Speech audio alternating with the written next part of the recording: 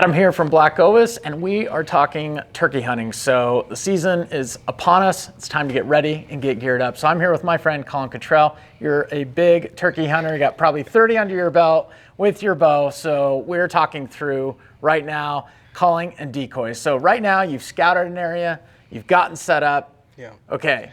Yeah. Talk to me. So now it's opening morning.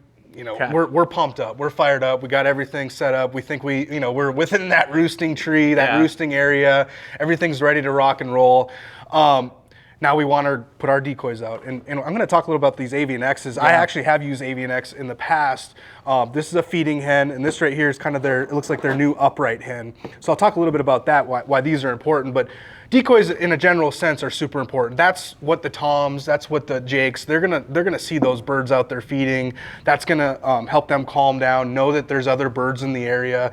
A lot of time, birds they like to communicate with each other. So they like to hang out and spend time together. They like to network, as you like to say, right? So Collin, talk to me about this lookout hen. Yep. Why would I want that one versus a feeding hen? Do I want them both? Yep. Typically, I would actually say that having both is a really nice play. You can have one or the other, but having both would really help your setup. Now, your feeding hen is going to be what most guys probably use. It's going to relax those toms. They're going to see that feeding hen out there. You're probably going to have 2 or 3 of these actually in your setup, or you can have one as well if you want. It doesn't matter.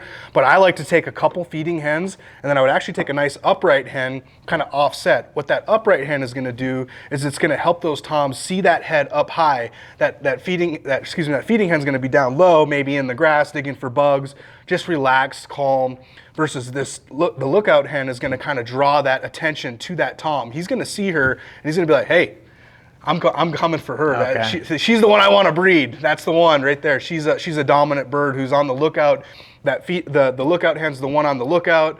Obviously, kind of making sure that nothing's going to happen with their flock. So having a combo of both, I would say, is a good play for sure. And then talk to me about calling. So if someone's just getting started, or if they're getting some more confidence over the seasons, we've got diaphragm, we've got pot callers, we've got box call.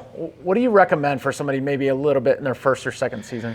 So typically, like, your box call is going to be for your general beginner. I know a lot of the old timers, though, they're still using their old, trusty box call. So nothing wrong with that. Now your pot call, it's going to be a little bit more advanced, and then you're going to get into your diaphragm call, which is going to be even more advanced because you have to learn how to use that, how to use your throat and your chest and stuff like that, and how to bring air through it. So all of them are good. All of them can be used in different ways. I like to use a box call combo with a mouth call. I'll sit and hit my box call, some good long yelps, some good cuts, and then I'll do some cutting and some short cutting and yelping with my mouth call.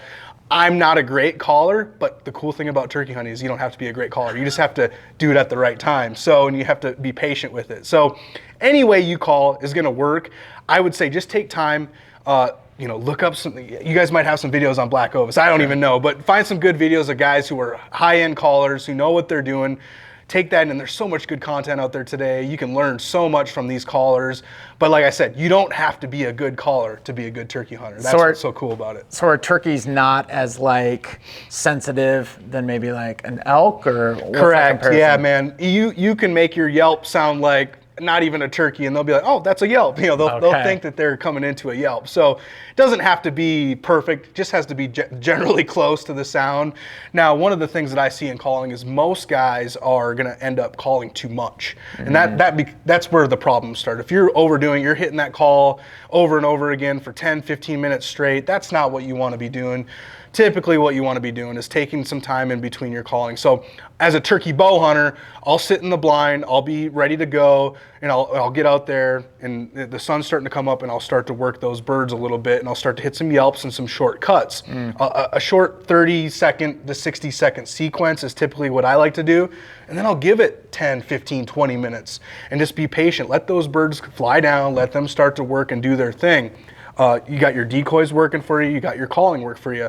Once those birds kind of get in the general area, I'll lightly call. You don't want to overdo it. You don't want these long, big ones, especially if you're close in. Like, hopefully you've done a good job scouting and locating and setting up. You're going to be nice and close to these birds.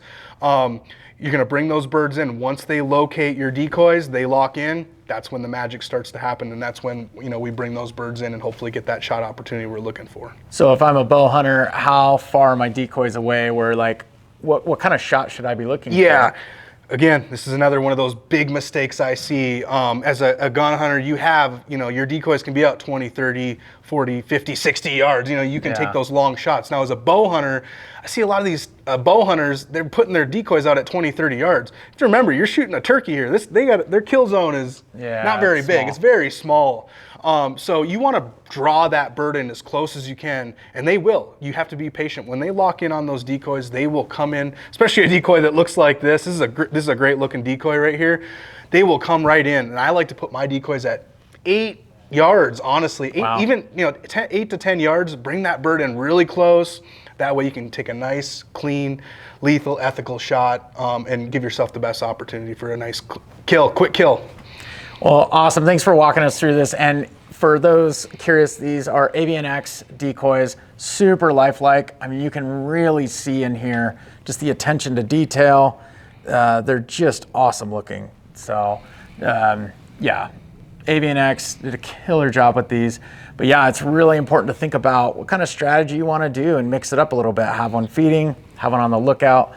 So great job by AVNX. Make sure to check that out on our turkey gear page on blackovis.com. And hey, if you're getting stuck, if you got any questions, give our gear guides a call. We are standing by. We are out in the field in the morning and in the evenings, before and after work, and we are using this gear all season long. So give us a call and learn more at blackovis.com.